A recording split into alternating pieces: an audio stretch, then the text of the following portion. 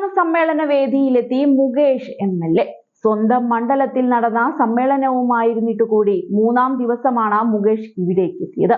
നേരത്തെ മുകേഷിന്റെ അസാന്നിധ്യം വലിയ തോതിൽ ചർച്ചയായിരുന്നു. മുകേഷിന് പാർട്ടി പരിപാടികളിൽ പങ്കെടുക്കുന്നതിന് അപ്രഖ്യാപിത വിലക്കുണ്ടെന്നായിരുന്നു റിപ്പോർട്ടുകൾ. എന്നാൽ സമ്മേളനത്തിനെത്തിയ മുകേഷ് മാധ്യമങ്ങളെ പരിഹസിക്കുകയാണ് ചെയ്തത്. ജോലി സംബന്ധമായ തിരക്കുകൾ കാരണമാണ് താൻ 2 ദിവസം മാറി നിന്നതെന്നും ഇക്കാര്യം മുൻകൂട്ടി പാർട്ടിയെ അറിയിച്ചിരുന്നെന്നുമാണ് മുകേഷ് നൽകുന്ന വിശദീകരണം.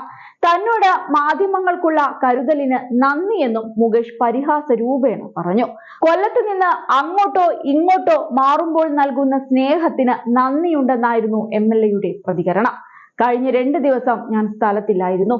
നിയമസഭ ഇല്ലാത്ത സമയം നോക്കി ജോലിയുമായി ബന്ധപ്പെട്ടുള്ള യാത്രയിലായിരുന്നു. പാർട്ടിയെ അറിയിച്ചിട്ടാണ് പോയത്. നിങ്ങളുടെ ഈ കരുതലിന് വലിയ നന്ദി. നമ്മളില്ലാതെ കൊല്ലമില്ലെന്നാണ് മുകേഷ് പറയുന്നത്.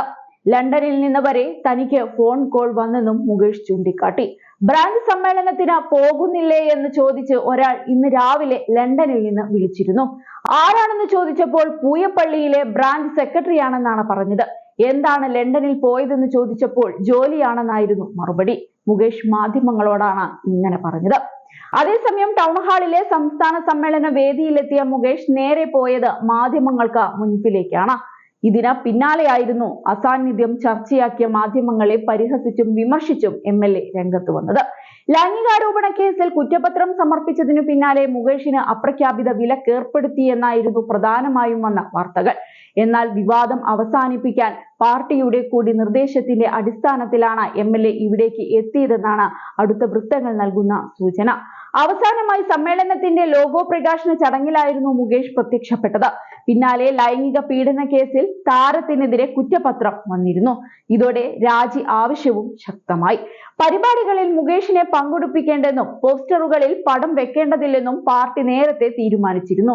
സാധാരണഗതിയിൽ പാർട്ടി സമ്മേളനം നടക്കുമ്പോൾ ജില്ലയിൽ നിന്നുള്ള MLAമാരെല്ലാം വേദിയിലോ സദസ്സിലോ ഉണ്ടാകാറുണ്ട്.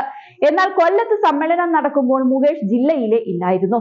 അദ്ദേഹം തിരുവനന്തപുരത്തോ എറണാകുളത്തോ ആണെന്നായിരുന്നു സൂചന.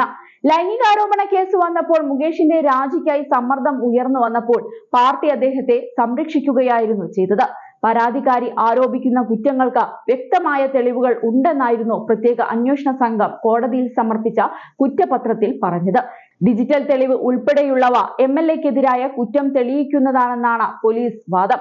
വാട്സപ്പ് ചാറ്റ്, ഇമെയിൽ സന്ദേശം എന്നിവയ്ക്ക് പുറമെ സാഹചര്യ തെളിവുകളും സാക്ഷിമൊഴികളും ലഭിച്ചിട്ടുണ്ടെന്നും കുറ്റപത്രത്തിൽ പറയുന്നുണ്ട്.